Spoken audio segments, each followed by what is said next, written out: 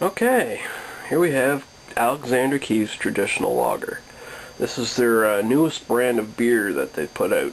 I think personally that this is an answer to the encroachment of various craft breweries in the Nova Scotian market at the moment, like Garrison, Propeller.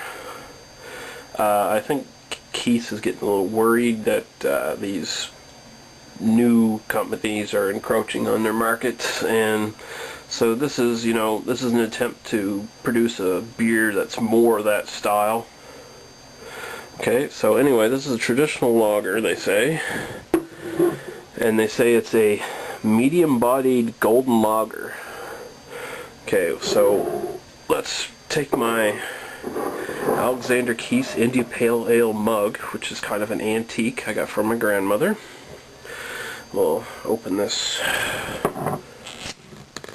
bottle up here. Okay, and we'll pour it and see how it looks. This is a 5% alcohol per volume, like all the other Keith's brands at the moment.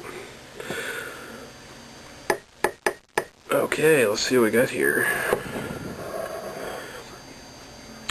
Very nice head to start out with, anyway. It's a bit darker than I would have expected. It basically looks like an ale, like a regular ale. I know some lagers can get that dark, but that's the first impression I get. I'm going to smell it and taste it here now. You just have to imagine me doing that.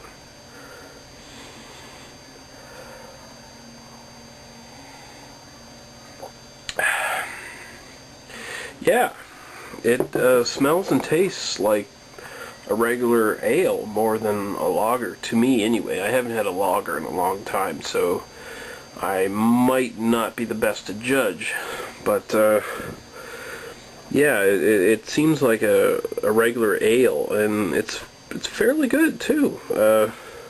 It's definitely the best brand of Keith's I've tasted so far, and I suppose the fact that they say it's a lager, but it tastes more like an ale is par for the course with Keith's, because they say their India Pale Ale is, a regular India Pale Ale.